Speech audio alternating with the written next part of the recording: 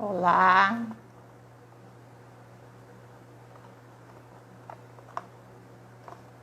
deixa eu ajeitar aqui porque tá complicado isso aqui.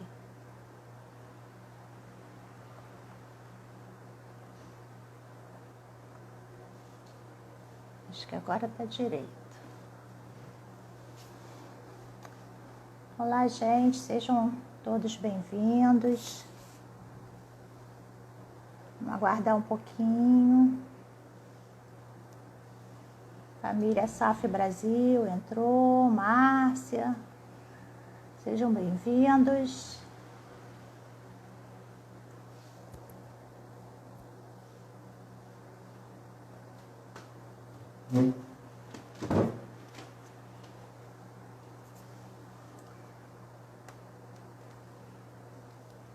Doutor José Mauro entrou.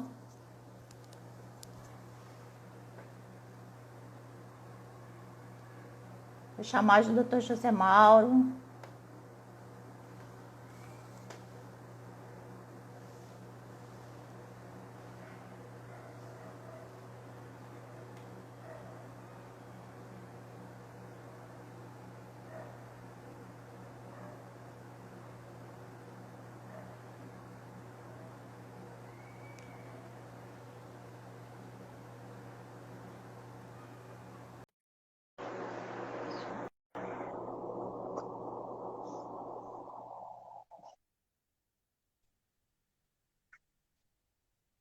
Alô? Olá, Oi, tudo bem? tudo bem, professor? Tudo bem? Oi, Cláudia, eu estava aqui porque eu não sou muito amigável com essa tecnologia. Eu estou aprendendo, né? Então, a gente fica Estamos, esperando. estamos, Estamos, mas você já é estamos aprendendo. pós-graduada. Não é Mas você é ruim. pós-graduada, eu não estou nem graduado ainda. Tô, não, tô levando Olha uma só, é uma coisa. coça. Hã? Eu tô Não, não, é levando, incrível. tô levando uma Não, coça com isso. pior. Não é mole. Não, desde sexta-feira eu estou todo dia num novo normal na tela, todo dia. E às vezes, hoje é a terceira live que eu faço. Meu Uma Deus. reunião, foi com o pessoal do Rotary. Não, não, realmente. Se não acontecesse o corona, eu estava fazendo eventos para a SAF, ou num hotel, ou numa universidade, algum lugar. Então, Pois é, realmente, o mundo mudou. E não mudou. volta atrás. Também acho que não. Bom, Não, incrível. Nós estamos tendo, Cláudio, eventos de SAF, vai até o final do mês, quase. Essa semana aqui, agora que entra, começa, hoje já tive duas, amanhã tem duas, quinta-feira tem uma e sexta mais duas. que bom, né? Que bom que assim a gente É, pode divulgar bastante, né? bastante, né? Vou te mandar também uma. Você me mandou o seu zap? Não, não, não mandei não. Eu Me mando manda, eu vou te depois. mandar. É, Tá facilita. ótimo. Amanhã nós vamos ter com um grupo da USP de São Paulo, Universidade Federal de Santa Catarina. Tá? Depois Sociedade Brasileira de Pediatria. Na quinta-feira vai ser um fórum pelo Rotary. Na sexta-feira vai ser no CREMERGE. Ó, Então, bastante coisa. bastante coisa. Não, acho ótimo. A SAF, né, como você sabe, é uma doença pouco conhecida, não subestimada. É, mas deixa eu apresentar então, te apresentar aí para os nossos ouvintes aqui. Você que conduz, você conduz. Primeiro eu queria agradecer a sua presença, agradecer a presença de todos aqui para mais essa live, né, do Coletivo Alcoolismo Feminino. E o nosso tema de hoje é um tema super importante. Nós já chegamos a falar, né, acho que em uma live anterior, até eu falei um pouquinho, mas hoje, até aproveitando que amanhã é o Dia Mundial de Prevenção e Informação sobre a Síndrome Alcoólica Fetal, a gente Hum, convidou o professor, doutor José Mauro Braz de Lima. Ele é médico, neurologista da UFRJ também, né? Tá. E para falar sobre SAF, ele é uma autoridade nesse tema. E eu vou te falar uma coisa, você talvez não lembre, mas a primeira vez que eu ouvi falar sobre SAF foi no seu curso lá no ESPA, lá no CEPRAL, sobre Caraca, alcoolismo. Cepral. É, Não eu, espalha, não espalha. ó, se eu não me engano, foi 2003. Foi mais ou Caramba, menos, 2015. foi mais ou menos essa época, porque a gente fez a nossa apresentação, eu estava até olhando aqui o nosso artigo, né, que a gente apresentou, eu com mais uma amiga, que é a Gabriela Henrique, e a data está de janeiro, não, dezembro, dezembro de 2004. Então já foi o Caramba, final, deve ter sido 2003. foi 2003, Pois é, 2004. Até tinha o curso do Cepral, né? foi o curso do CEPRAL, e a gente ia para Nossa. lá, foi muito bom, Então, primeira vez. e, nós já tínhamos aberto, então, o primeiro ambulatório especializado de SAF. Já tinha, Já, eu me já lembro que tinha, você falou que já tinha atendimento. já Pois tinha é, né? atendimento. Então, assim, para a gente começar, né, professor, o que que é SAF? Né? Tem pessoas que ainda, infelizmente, não sabem o que é, né? O que que é SAF? É, Cláudio, você mesmo já vê isso, já há algum tempo acompanha e percebe como a SAF é uma doença congênita, né? É uma doença congênita, ela decorre da ação do álcool sobre o feto, e o álcool como substância tóxica, tá? É uma chamada tóxico-metabólica, que o álcool é uma molécula de dois carbono, né? E interfere no processo de desenvolvimento durante a maturidade embriológica. Quer dizer, desde o primeiro mês até o último mês, o organismo está se desenvolvendo a pleno vapor, principalmente o cérebro. Então, a SAF acontece quando a mulher grávida bebe, tá? A gente costuma dizer que bebe pela boca, tá?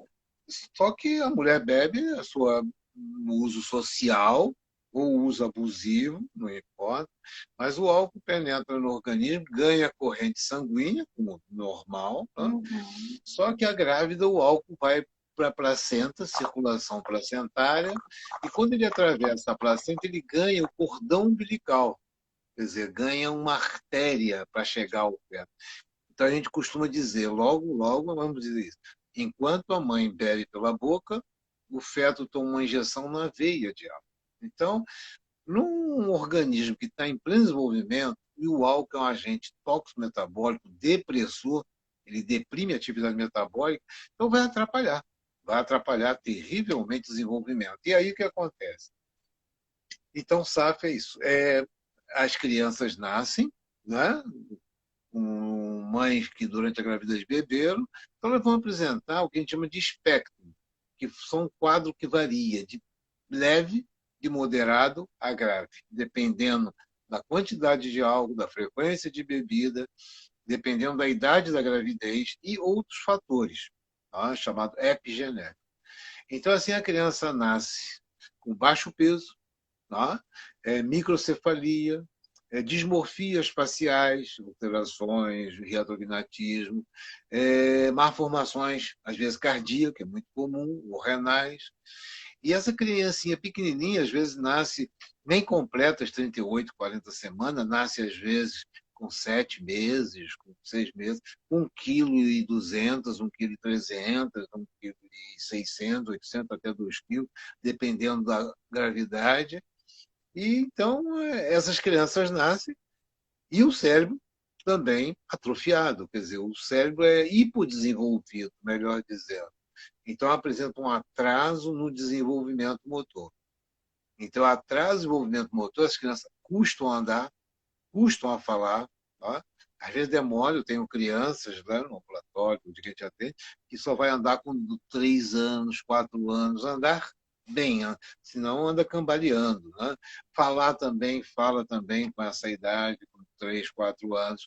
E depois não consegue ter um bom desenvolvimento cognitivo. E aí, então, são crianças que vai ter atraso na escola, vai ter atraso no desenvolvimento pedagógico. E distúrbios de conduta, de comportamento. Um comportamento geralmente ligado à imaturidade. São crianças que a gente diz no dia a dia, e vê e se percebe, que a gente já tem um comportamento muito infantil, quer dizer, abaixo da idade cronológica.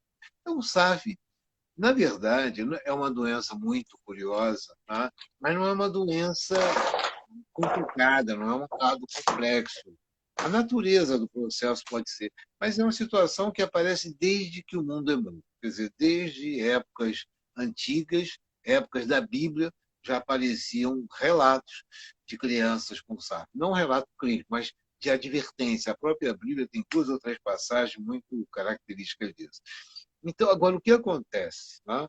A SAF é uma doença congênita, não genética, que promove um quadro de malformações, dismorfias faciais e atraso do movimento cognitivo, motor, de coordenação da linguagem, e é uma lesão crônica. Então, essa situação nitidamente é inexoravelmente crônica, ela não, às vezes o paciente pode estar mais seriamente comprometido, tem alguma comorbidade, mas ela vai evoluir numa expectativa de vida média até uns 40, 50 anos. Então, a gente vai ter SAF até a vida adulta. Então, SAF é uma doença do grupo materno-infantil, das mais sérias, graves, e, no entanto, ela é pouco conhecida e, eu diria, subestimada. E falo isso com uma base clínica, de não só como médico ficar no ambulatório do hospital, mas também na formação de médicos, porque a gente não consegue trazer esse conceito. Então, é interessante que estejamos agora, hoje, né, 2020, no meio dessa pandemia.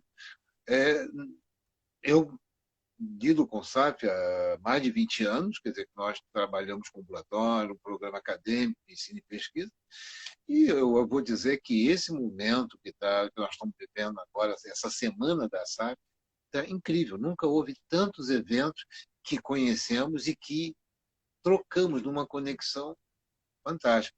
Então, eu acho que o Brasil está dando um passo, realmente, que eu fiz tantos trabalhos, todos os anos, como eu te falei, mas dessa vez eu acho que está aumentando a consciência, é fundamental. Né? E a informação é muito importante, né? Já estão perguntando aqui, também é uma questão para mim, perguntaram já aqui, primeiro, como fazer, acho que foi isso, o diagnóstico, né? Você já até falou um pouquinho, e se pode ser confundido com autismo, né? Isso é uma questão, porque por apresentar esse espectro todo, né? Os profissionais que realmente não têm essa informação, não coletam bem, né, essas informações da mãe, né, principalmente pediatra, fono, terapeuta ocupacional, né, e outros profissionais que recebem essas crianças, pode haver um engano nesse diagnóstico, né? Então é muito importante essas informações. Eu já ouvi vários profissionais darem diagnóstico de autismo, inclusive, né? E por não ter essas informações. Né? Correto. Isso é importantíssimo, Cláudio, o que você está falando. Então, eu concordo com você e vejo como você está vendo. Quantas vezes diagnóstico, não só de autismo, diagnóstico de TDAH, foram dados em crianças com SAP. Quer dizer, deixando de dar um diagnóstico correto por simples carência de informação. Quer dizer, a informação em nível de linguagem, ela entra também no espectro da linguagem, né? Da conscientização. Então, a informação é fundamental. E a conscientização de que aquilo existe precisa intervir. Mas quando você coloca, como você perguntou, no diagnóstico diferencial de autismo, a gente poderia, só nisso, fazer uma outra live. Porque o autismo é uma condição muito sui generis. Eu, como neurologista, muitos anos, a gente precisa falar, né? Mas muitos anos dentro do hospital universitário, tendo ambulatório de neurologia e de neuropediatria, né? Que eu faço a parte clínica neurológica, já tive muitos casos que chegava o diagnóstico de autismo, era outra coisa, era um atraso do desenvolvimento cerebral por outras causas, podia ser uma SAF, era paciente até com hidrocefalia, muitas vezes. O diagnóstico de autismo é um diagnóstico muito funcional. Ele não é um diagnóstico de uma patologia que você pode demonstrar por evidência objetiva, anatopatológica. A SAF a gente demonstra. No mongolismo, síndrome de Down, a gente demonstra. Tá? Nas doenças chamadas de plegia cerebral infantil, demonstra. As paralisias crônicas de nascença congênita também a gente demonstra. Mas no autismo não tem essa base. É um diagnóstico funcional, que é um diagnóstico muito pouco feito, quando eu vejo na minha carreira lá no início, nos anos 70, 80, tinha muito pouco diagnóstico de autismo. Hoje tem muito diagnóstico de autismo, como diagnóstico de TDAH também, déficit de atenção. Tem certas coisas que vão aparecendo no momento histórico, no momento social, no momento cultural, e a mídia explode isso, e aí a gente vai ver um exagero diagnóstico de autismo, e eu digo, muitos dos casos não são. E eu confesso que na SAF acontece isso. Nós já tivemos vários casos. É, e é uma pena, né? Ontem mesmo eu recebi um telefonema de uma fono que ela estava em dúvida. Ela nem é daqui, era do Paraná, ela estava em dúvida. Não sei nem se ela está aí, até convidei ela para nossa live, que ela estava em dúvida entre se realmente essa criança tinha autismo ou poderia ser uma SAF, né? Então é complicado. E importante, mais uma vez, importante a informação. Estão perguntando aqui, professor, se o neurologista é o melhor profissional, é o mais indicado para fazer o diagnóstico. O melhor diagnóstico é um médico com formação. Tá? Pode ser no lugar que não tem neurologista ou pediatra, o clínico. Porque a SAF, e isso que a gente brigou muito, você fez curso comigo lá no ESPA, na UFRJ, então a gente se importava muito em que esse conhecimento dessa matéria, não só da SAF, mas os problemas relacionados ao alcoolismo, tá? Eles são vistos não meramente com problema de saúde mental, tem que ser visto como problema de saúde biopsicossocial. Então, o médico comum, o psicólogo, o enfermeiro, na sua vida prática, numa emergência, num Souza Guiar, no Miguel Couto, ou trabalhar no ambulatório, ou trabalhar no programa de saúde da família, ou simplesmente um posto de saúde, e no seu consultório, ele vai lidar com alguns dos problemas relacionados ao uso, ou abuso, ou dependência de álcool e outras drogas. Então, essa questão de álcool e droga, tá? É como a gente chamava lá, você lembra? O CEPRAL tinha o nome de Centro de Ensino e Pesquisa em Alcoologia e Alcologia. Adictologia. E É, adictologia, você, né? Na época a gente não tem essa palavra no dicionário. Então, para não usar alcoologia e adictologia, né? A gente usava problemas relacionados, relate problems. Porque problemas relacionados são as manifestações que o ser humano apresenta sempre que tem uso, abuso ou dependência de álcool ou outras drogas. Tá? A Organização Mundial de Saúde tem dado também mais ênfase a uma questão de nomenclatura em falar em related problems, quer dizer, o usuário, quer dizer, problemas relacionados. Né? Então, um médico pode ser um neurologista que vai entender mais do processo cerebral, né, do processo de desenvolvimento, que uma maioria, né, a maioria, uma parte significativa, nasce com microcefalia, tá? Mas e os casos que não nascem com microcefalia, com o cérebro, com o perímetro cefálico normal? Então, o neurologista está habilitado, mas um pediatra que tem experiência, que tem vivência, ele vai também dar o diagnóstico.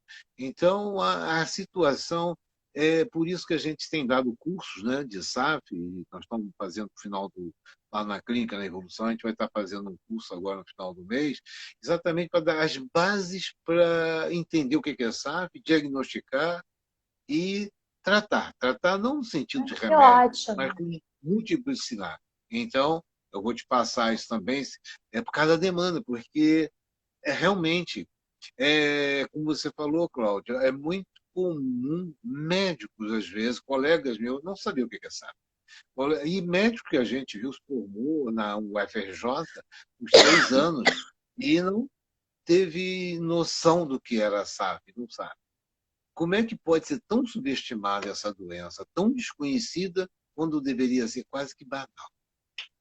Pois é. E como que a prevenção é tudo, né? Nesse caso aí, na maioria, né? Mas a informação, a prevenção, políticas públicas, né? Fundamental, Como é necessário, né? Porque é uma doença muito séria e muito séria. infelizmente não se tem o conhecimento, né, que deveria se ter, né? E você imagina, né, Cláudio, que quando eu falo nas minhas palestras, falo muito, e no curso a gente trata disso. Quando eu olho a SAF, há os casos de SAF que ninguém vê, quer dizer, ninguém vê, de modo geral, não se vê. As pessoas já viram na esquina, no bairro, na vizinhança, um caso de mongolismo, um caso de síndrome de Down. Todo mundo já viu, mas não viram SAF. Quando eu pergunto, quando eu lhe faço uma estimativa epidemiológica, uma estatística, né, no Brasil, quando a gente tem uma estimativa que cada 1.000 nascimentos vivos nascem, é, seria o que? 10 crianças com SAF, 10 crianças, estimativa baseada em dados do DataSUS e tomando dados paralelos, né, da OMS e dos Estados Unidos, que tem uma incidência parecida com a nossa, né? Então, nós temos um índice que eu diria que a SAF é 20 vezes, ou mais de 20 vezes, frequente que a síndrome de Down. Quando você olha um caso de síndrome de Down, em torno tem uns 20 SAF. Que coisa, né? Então, é É, uma dimensão grande. E essa dimensão, para te dar um exemplo, Cláudia, da dimensão disso, do impacto, os americanos são muito ciosos da parte científica. Eles costumam fazer, investem em ciência. Tanto que a maioria do prêmio Nobel vai para os Estados Unidos, de medicina, de biofísica, de biologia, técnicos, né? E então eles são muito sérios nisso e a gente tem que acompanhar. Não tudo, tem muitas coisas que é outro problema lá, outra cultura. Mas na coisa assim, na SAP, nós tivemos um dos maiores centros, que ainda é o centro da Universidade de Washington, que é Seattle, lá em cima, acima da Califórnia. E nós trouxemos o Brasil 2 vezes a doutora Anne Straisse Gutt. A Anne Straisse Gutt é considerada uma das maiores especialistas em SAP do mundo. Tá? Ela veio 2 vezes ao Brasil, essa senhora já hoje aposentada, é citada no Lance, ela tem mais de quase 300 artigos publicados só sobre SAP, e ela era ela é psiquiatra e chefiava o serviço de psiquiatria e behavior, de estudo de conduta e comportamento. Então, ela dizia que muito tempo, não foi fácil, né? Mas depois de uns 10 anos, que o grande trabalho dos Estados Unidos, que deu um boom da SAF, quer dizer, que trouxe uma marca, foi nos inícios dos anos 70, 73. Mas só nos anos 80 é que as políticas públicas americanas começaram a dar mais ênfase. E chegaram ao ponto de formar, em 2002, o que eles chamam de Força Tarefa Nacional, National Task Force, faz. Quer dizer, uma força-tarefa nacional focando só a SAF, costa a costa, quer dizer, de Nova York até a Califórnia, né? E chamando os maiores especialistas, psiquiatra, neurologista, pesquisadores de base, né? Fono, psicólogo, chamando especializados, as pessoas catadas a dedo, e aí o governo americano, aí o governo de Washington DC, formou esse grupo e começou a trabalhar sobre SAF. E quando começou a trabalhar, eu tenho esse relatório, que é o relatório da Força Tarefa Nacional Americana. Fantástico. fizeram mil coisas, mil livros publicados, e hoje nos Estados Unidos é uma política de saúde pública. Agora, por quê? Só por causa da SAF? Só porque é resultante do consumo de álcool na gravidez? Eu diria que isso importa, não é? Vidas importam. Mas o importante é que quanto custa isso para a sociedade? Ó. Então foi feito esse trabalho. Os americanos são muito objetivos, muito money, money, Uhum. money, né? E aí fizeram a conta. Quando fizeram a conta, eles foram fazer a conta desde que a criança nasce. Ah, nasce. Precisa de pediatra, neurologista, psiquiatra, precisa de físio, de fono, de cuidados, neonatologia, pediatria. Depois precisa de uma recuperação, professor especial, educação especial. E precisa na adolescência também todo um apoio. A família entra nisso, ou a mãe ou o pai se dedica mais a isso. E aí foi anotando os custos. E tem um outro custo, que a gente chama de custos não tangíveis, é o custo de uma vida perdida, quer dizer, de um trabalhador que podia trabalhar e não trabalha, de um técnico que podia se formar e não se forma, um médico, um psicólogo, formar e não. Quer dizer, é uma pessoa com carências, né?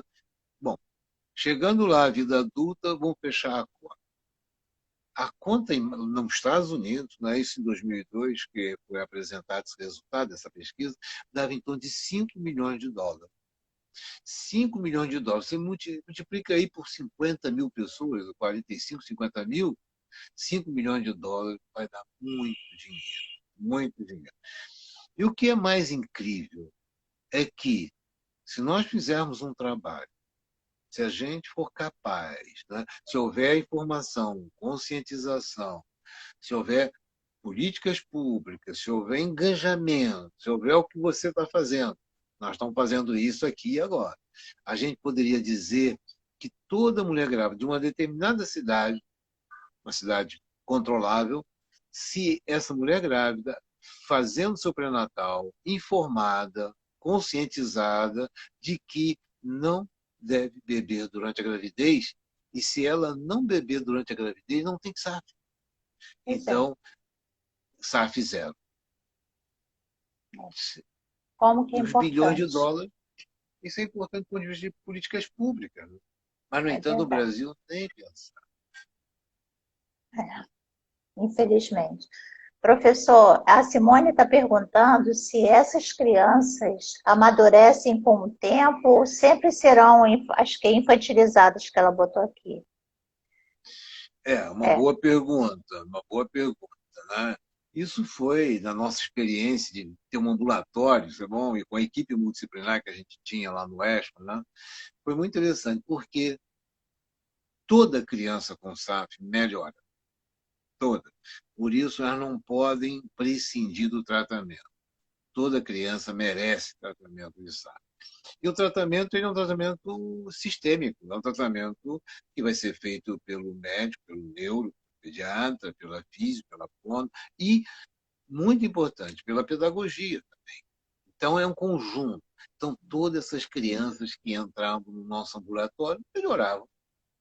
Teve crianças que entravam, saíam escrevendo, conversando. Melhorava não só a parte cognitiva, do ponto de vista de performance pedagógica, mas melhorava a parte emocional. Então, melhora sempre. Não quer dizer que o cérebro lesado lá durante a gravidez vai recuperar. Não. O uhum, que acontece que a gente tem que entender, o que foi lesado pelo álcool, foi lesado. Está lesado, aquilo é definitivo. Mas só que a gente não deve se esquecer que depois do nascimento, o cérebro continua amadurecendo. O cérebro amadurecia até os 20 anos, 20 e poucos anos. Quer dizer, então, o que a gente jogaria aí nessa complexa questão da plasticidade cerebral, né? Mas é que o cérebro desenvolve. Então, continua desenvolvendo. Então, a parte sadia, vamos dizer assim, desenvolve ao lado da parte patológica, da parte adoentada, da parte sofrida. Então, só que essa parte vai recuperando. Não é, chegará ao ponto do paciente de SAF evoluir, os casos mais clássicos, os casos leves, como se nada tivesse acontecido. E sempre apresentará, dependendo do caso, uma deficiência. cognitiva, uma deficiência do desenvolvimento motor, da coordenação, às vezes uma dislexia, quer dizer, várias questões ficarão, mas sempre vai ter uma melhora, e uma melhora às vezes fundamental. Eu tive pacientes com SAF que foram campeão de natação, no Fluminense até. Nossa, bom. O garoto, então, foi dado a ele o esporte, para ele se virar. Ele tinha fracasso escolar, na escola não desenvolvia, desenvolveu o esporte e a natação. Né? Então, essas crianças merecem. Um outro caso que eu tive, uma mãe também muito cuidadosa, ela chegou a frequentar a escola já no secundário com a filha. Ela ia estudar junto com a filha para a filha ter o apoio dela estudando. Quer dizer, tem esses casos. E teve casos de meninas, formas não graves, mas formas que não nascem nem com baixo peso, nem com microcefalia, quer dizer, uma chamada SAF leve, foram meninas bonitas, meninas que foram ser vendedoras de boutiques no Rio Sul, quer dizer, trabalham vendendo. Então, a SAF sempre melhora, óbvio, olha, melhora mais, olha, melhora menos. Não existe uma regra básica, nenhuma coisa matemática, mas sempre melhora. Melhora quando você compara o ponto dele de início e o ponto de 1 ano ou 2 anos depois, você vai perceber. E assim até a adolescência vai melhorar. Tá? Então, É. vale a pena. Por isso que você falou, o diagnóstico precoce, o diagnóstico mais claro e o tratamento. Professor, desse atendimento aí sistêmico, né, eu como terapeuta de família, né, não posso deixar de falar da importância também desse acompanhamento familiar, né, de ver todo esse todo aí, né, como é importante também, né, esse atendimento também para os pais, né, para essas pessoas mais significativas, né, junto com essa criança, né, como que isso é fundamental também, né? Então, você trouxe bem a questão da família. Porque em neurologia há uma tendência diferente, um pouco de outras especialidades. Né? A neurologia são doenças, de um modo geral, mais crônica ou de recuperação mais difícil. No caso das doenças da neuropediatria, das doenças infantis ou congênitas, né? E como outras doenças também, mas essa mais do que nunca, você tem que tratar o paciente e a família. Porque a família é parte do esquema terapêutico. Tá? Não só para a família poder ajudar, estar do lado, ajudar o médico, ajudar o psicólogo, o enfermeiro, o terapeuta ocupacional, mas a família também tem que se empoderar, ela tem que também se informar, se educar. E muitas vezes, lá no Oeste, você chegou a pegar lá, nós tínhamos terapia de família, porque os pais, a mãe, principalmente, um filho se sente, às vezes, num certo conflito, numa certa culpa,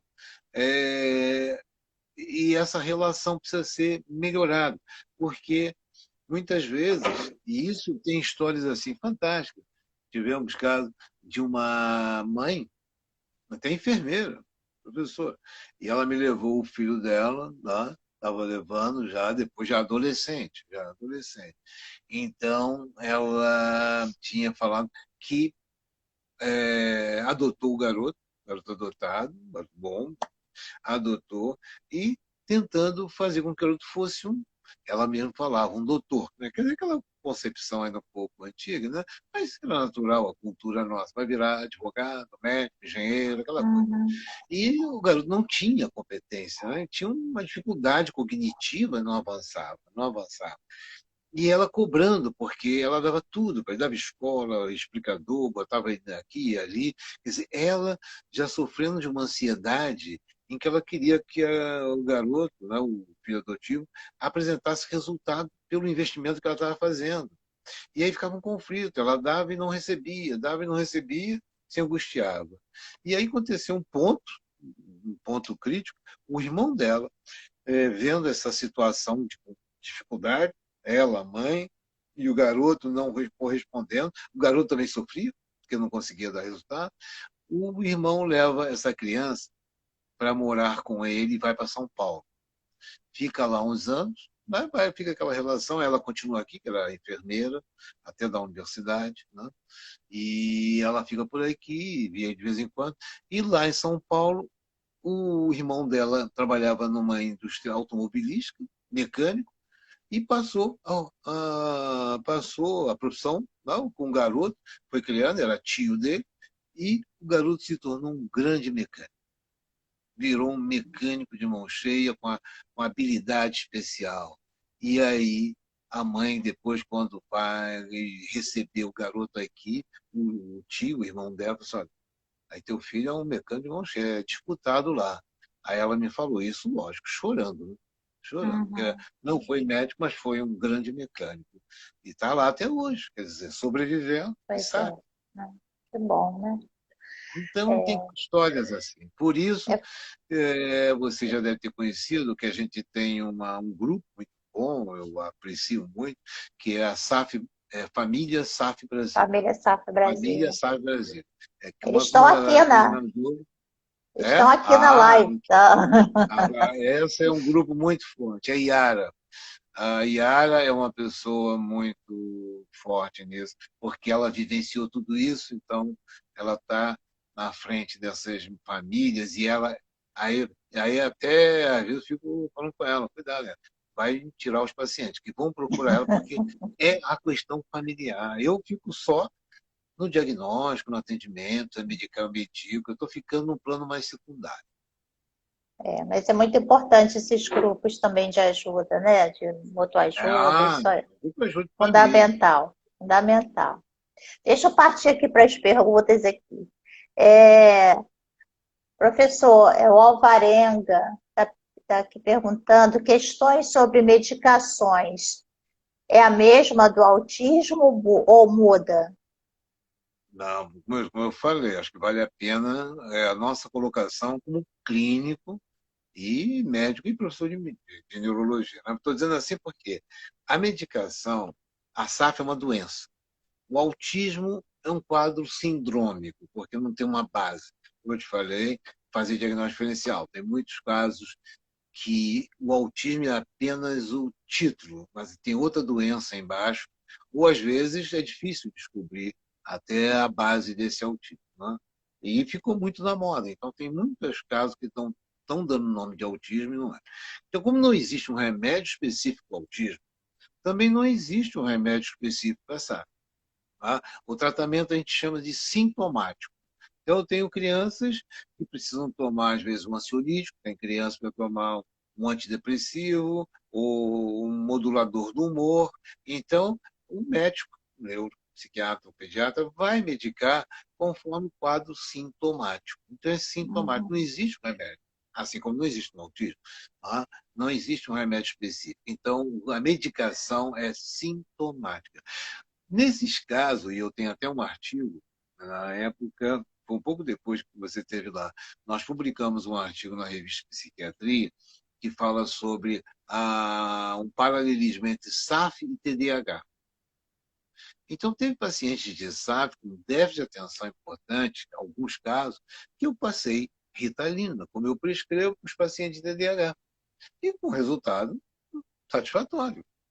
Não mesmo, porque um TDAH puro melhora com a Ritalina de maneira assim, muito mais evidente para a grande. Mas teve, sabe, que eu precisei, às vezes, fazer uma Ritalina por um tempo. E fiz e melhorou. Então, para responder para o Alvarenga, é, não existe um medicamento específico, existe medicamento sintomático e cada caso é um caso. Então, aí o médico vai discernir e dar a melhor Que é condição possível. melhor. Deve ser por isso que a Simone também comentou aqui: meu filho já fez uso de mais de 30 medicações. Ele tem uma Nenhuma resistência específica. enorme à medicação. Por que isso ocorre? Então, é exagero de medicação, né? Isso é que dá o problema de procurar muitos médicos. Cada médico vai receitar uma Uma coisa coisa.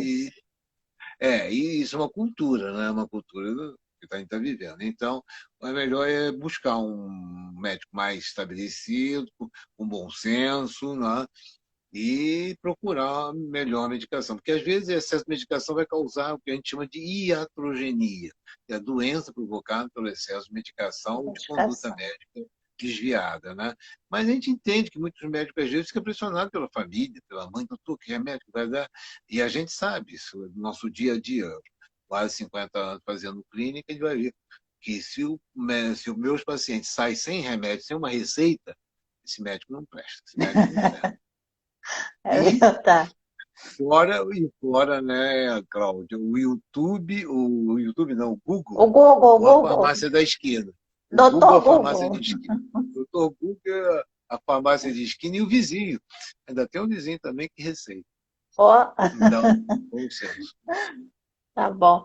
A família Safra Brasil está perguntando: vai chegar uma idade ou maturidade em que eles param de evoluir na questão cognitiva? Tem como estimular o adulto com SAF? Essa neuroplasticidade funciona para adultos? Não, a curva da plasticidade ela está relacionada. A plasticidade não é um mecanismo pontual, simples. Tá? É um conjunto de fatores que vai melhorar o cérebro, tá? Vai melhorar o seu desenvolvimento.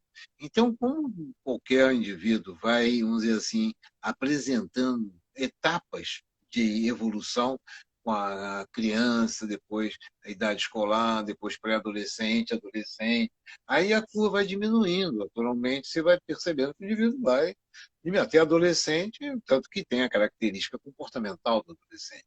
Aí o adulto, ele vai aprendendo na adultidade as coisas, habilidades, pela sua capacidade normal de aprender, formar novos circuitos. Não se trata mais de plasticidade. Mas o cérebro ele é dinâmico. Então, o cérebro ele pode não aprender, vamos dizer assim, pelo crescimento. Quando a gente olha no cérebro, a gente pode até avaliar isso no peso. Você avalia o peso do cérebro.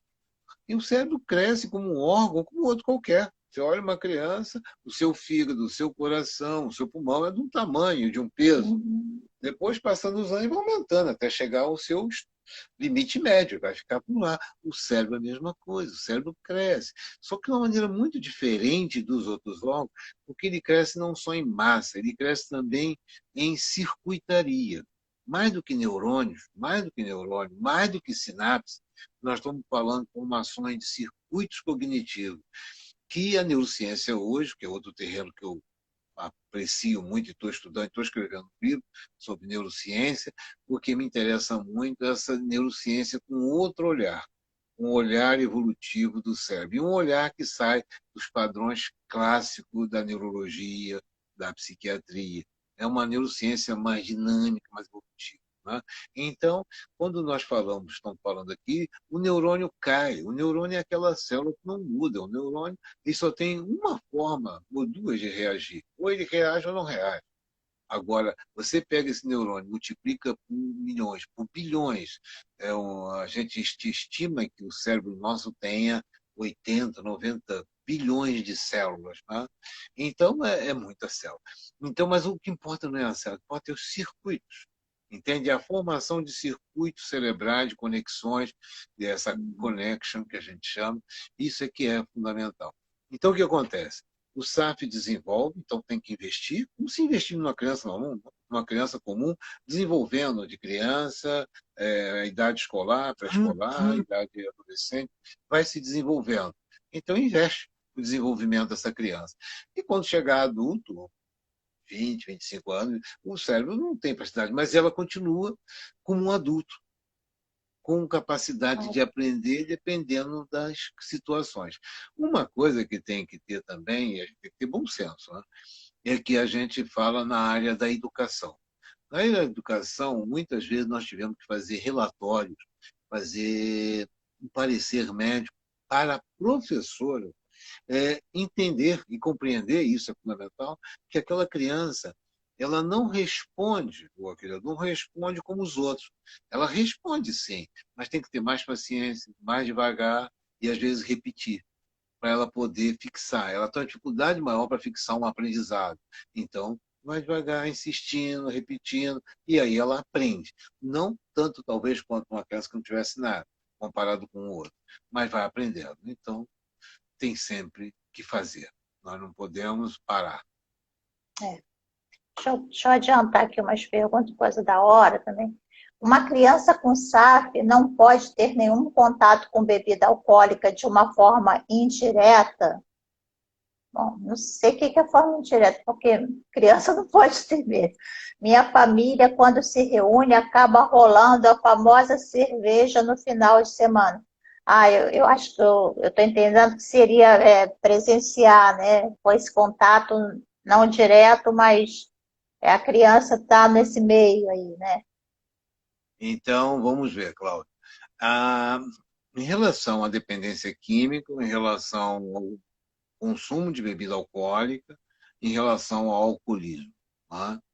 A criança com SAF, por ter sido vítima do álcool na gravidez, não tem nada a ver com o consumo de álcool pós-vida. Não tem nada a ver. Tá? Ela não nasce nem com maior nem com menor probabilidade de tornar-se alcoolista. Não tem nada a ver. Tá? Como qualquer criança. Se tem uma criança que vive numa cultura que não tem álcool, ela nunca será alcoolista. Então, eu digo, e eu tenho, por outro lado, como você conhece lá no nosso hospital universitário, nós tínhamos um programa de álcool e droga, de adulto, de alcoolismo, de uso de outras drogas. Então, eu costumo dizer, ninguém nasce alcoólatra ou drogado, torna-se um tal. Essa é uma percepção um pouco diferenciada e mais moderna, né, de pensar o que é a droga para o sujeito. Tá? Se a gente for Uhum. procurar na fisiopatogenia psicodinâmica, dá um pouquinho de cuidado, mas é psicanálise mesmo, tá? Nós vamos ver que Freud tem isso, ele demonstra de uma maneira brilhante, fantástica, quando ele fala num livrinho dele do mal-estar da civilização. Então, quando a gente pega a concepção de um. Freud era neurologista, né? Mas um cara genial, um cara visionário, falar cada coisa que a gente nem imaginava 100 anos atrás, né? Ou há mais de 100 anos, um pouco mais de 100 anos. Eu li o livro que eu recomendo, não sei se você pegou, mas eu sempre andava com esse livrinho, porque esse livro dele é um livro pequeno, tem umas 90 páginas, O Mal-Estar na Civilização. Uhum. Esse livro vende em jornaleiro. Você chegar aquele livrinho de bolsa. Então, de vez em quando, eu passava no jornaleiro perto da minha casa, comprava, ia para o hospital e deixava lá. Alguém toma, lê isso. Porque isso foi formando a nossa concepção, a nossa escola do CEPRAL, para dizer que a droga é um epifenômeno. A droga aparece sempre para aliviar algum sofrimento, aliviar alguma dor, preencher algum vazio, ou ser uma opção. Tá? Do ponto de vista bioquímico, isso também tem uma correspondência muito grande. Do ponto de vista bioquímico, todas as drogas, álcool, cocaína, maconha, anfetamina, todas as drogas que você procurar têm um viés analgésico e anestésico. Com isso, nós poderíamos falar mais, mas isso já é um outro papo, sobre a Mais outra genealogia, live. outra live, né? Mas eu posso dizer, então, para responder essa pergunta, que nada a ver do ponto de vista de predisposição de álcool. Agora, a criança com SAF, como qualquer outra criança, se ficar no ambiente que está lá os adultos, todo mundo bebendo, rindo, alegre, mas o hábito de beber, a criança aprende por exemplo. Então, se eu tenho uma criança com SAF numa casa que ninguém bebe, ela não vai beber. Mas se eu tiver uma criança com SAF na casa que todo mundo bebe e aquilo é uma coisa normal ali da cultura, ela vai beber. Então, é só tomar esse cuidado e analisar isso. É. E agora, né, nessa pandemia, né, onde o consumo de álcool aumentou, né, Comentou. ma- mais de 20%, E, e para beber é, em casa. para beber em casa, né, o que você poderia falar, professor, né, para essas... Nosso coletivo é um coletivo de mulheres, né, alcoolistas, a maior parte de mulheres jovens, né? E não só para o nosso coletivo, mas até para as pessoas que estão aí nos ouvindo, né? Porque esse consumo excessivo de álcool, pandemia, né? E mulheres jovens aí, né? Que podem já estar grávidas ou podem, né? Têm condições de engravidar. Vamos falar um pouquinho aí sobre esse consumo aí a SAF, né? O que isso pode É, levar aí? nós já fizemos uma live, fomos convidados, né, para falar, porque realmente é um momento totalmente diferente. Nunca vivemos esse tempo, né? Mas não deixamos de ser quem somos. Somos pessoas humanas, né? Somos tudo. E o alcoolismo feminino já vinha aumentando muito, já vinha aumentando de fato, né? E quando vamos a questões culturais, sociais, não que a mulher tem mais vocação para beber, o homem tem mais ou tem menos, condições culturais, biológicas também, mas só que essas condições sociais, biológicas, culturais, quando a gente compara no início, quando eu comecei a trabalhar com álcool e droga no final dos anos 70, fui trabalhar no hospital psiquiátrico, numa emergência psiquiátrica, como diarista, né, como clínico, né, mas já me interessando por essa questão de álcool e droga. Lá nós dizíamos que cada 10 alcoólatras, 10 alcoolistas crônicos, nós tínhamos uma ou duas mulheres. Hoje, a cada 10 pacientes, homens com alcoolismo crônico, bota mais de 5, 6, 7 mulheres com problema de alcoolismo crônico. Quer dizer, aumentou muito, aumentou muito. E aumentou mais no outro nível, isso aí pode alcoolismo crônico, né? Eu trabalhei muito também com o AA, muito, às vezes, com o AA, com o Alanon, falar de família e tal, né? Agora, o que nós estamos vivendo nas últimas 3 décadas, vamos dizer assim, 3 ou 4 décadas, houve um aumento do consumo de álcool, não só por mulheres, por jovens também, mulheres e jovens. Tá? E mulheres e jovens são as duas coisas, né? E quando nós vamos ver as últimas 2 décadas, nós tivemos um outro fenômeno. Quando a gente olha, né, você quando olha aí, você teve comigo lá no CEPRAL, né? Mas quando a gente olha das 2 últimas décadas, nós vamos observar um fenômeno. O fenômeno é nunca se bebeu tanto. E aí aumenta o alcoolismo em geral, mais nos jovens, muito mais nos jovens e nas mulheres. O alcoolista crônico, aquele alcoolismo mais velho, esse não aumentou muito. Agora, quando eu tomo a população de mulheres, o alcoolismo nesses últimos 20 anos aumentou uns 30%, 40%. Quando eu tomo a população jovem, aumentou 40%, 50%. Você nunca viu essas calçadas em Botafogo, ou nos bares, ou qualquer lugar, o consumo de álcool é muito exagerado. E ele corresponde à indústria. Quando a gente olha para a indústria, aí você me pergunta, e a indústria? A indústria nossa de álcool, de, principalmente de cerveja, eu boto vinho, boto cachaça, vodka, boto tudo. Né? Mas quando a gente vai ver, nós vamos reparar que o Brasil se tornou, já tinha uma grande produção, mas um dos maiores produtores de bebida Produtores. alcoólica do mundo. Do mundo. Isso está no meu livro até de alcoologia, eu estava mostrando há pouco tempo atrás. Mas está lá. Nós somos o maior produtor. Se eu tomar bebida destilada, cachaça, vodka, produzida aqui, aí eu pego a Rússia, que produz muita vodka, eu pego a Inglaterra, a Escócia, que produz muito uísque. Tá? Não dá nem para competir. Mas se eu boto para competir a cachaça brasileira com o uísque da Inglaterra e com a vodka da Rússia, o Brasil produz mais destilado que esses dois países. Nós somos um dos maiores produtores mundiais de destilado. Bom, mas o problema é que quando a gente observa o fenômeno de curva, o que cresceu mais foi cerveja. Quando você, naquele ano de 2003, em 2003, que eu estudo, faço nota, e aí a gente está vendo lá, em 2003, a produção de cerveja devia estar em torno de uns 2 a 3 bilhões de litros. 2 a 3 bilhões de litros. Hoje, 18 bilhões de litros. Quer dizer, em 20 anos, nós saímos de 3 para 18, cresceu 6 vezes a produção. Você imaginou o que é isso? É muita coisa. Enquanto, então, a produção de cerveja cresceu 600, 700%, a população de 2003 para cá cresceu nem 30%. Nem 30%, a outra Pois cresceu é. 600%. Quer dizer, quem consumiu essa cerveja toda? Quem consumiu essa cerveja foi jovens e mulheres. E cerveja é bebida alcoólica como outra qualquer. Cerveja não é bebida leve.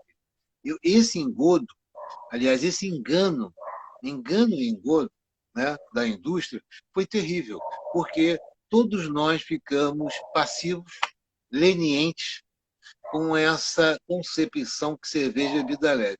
Tanto que a lei que proibia propaganda de bebida alcoólica, proibia, você não via propaganda de vinho, de uísque, de cachaça, de vodka, mas a propaganda de cerveja de manhã, de tarde e de noite. Aí você vê a cerveja patrocinando blocos de carnaval, fazendo contrato com a prefeitura e tendo blocos onde só tinha cerveja. Carnaval da Boa, Carnaval Azul. E aí você vê, não é propaganda, forte propaganda em cima de jovem e de mulher. Então, você tem razão, Cláudio. Quando entra nessa pandemia, a gente só está bebendo mais em casa do que estava bebendo na rua. E os riscos? Se tiver grávida em casa, é um risco dela consumir. Aí, o que você está fazendo aqui e agora? Informar o coletivo feminino que o álcool, não estou demonizando a bebida, o álcool está lá, mas tem que tomar cuidado, tem que Muito tomar cuidado, atenção. né? Atenção, atenção. Professor, a gente só tem um minutinho, porque senão eu não consigo Que pena, salvar a que live. pena, Que pena, que que pena. pena. Lá eu não tinha feito essas lives. Mas vamos ver se depois, né, quando você tiver Para o aí com o segundo seu tempo. livro, a Ah, gente tá. marca uma outra para Vamos divulgar e sim, é um depois prazer, sim, um prazer. manda para mim, tal. Me manda o zap depois, que para mim eu tenho que responder, eu não sei Vou fazer, mandar, mas que a responder gente, eu a sei. gente divulga aqui. Eu queria te Divulga, tá? Me agradecer manda, demais, de coração, feliz tá em bom. te rever, né, te ver Beleza, ainda aí na prazer. luta. Então, quando você Parabéns. quiser, é só me chamar, Cláudia, que você já Pode conhece, já deixar, esteve com lá o maior junto. prazer. Vai ser um prazer estar contigo. Então Tá? tá bom. Tá Obrigada, bom. tá? Fica Obrigado. com Tá Deus. bom. Tudo de bom. Tudo bom. Tchau. Tchau. Obrigado. Obrigada. Muito Prazer. Um abraço a obrigada. todos. Obrigado. Obrigada. Tchau, tchau.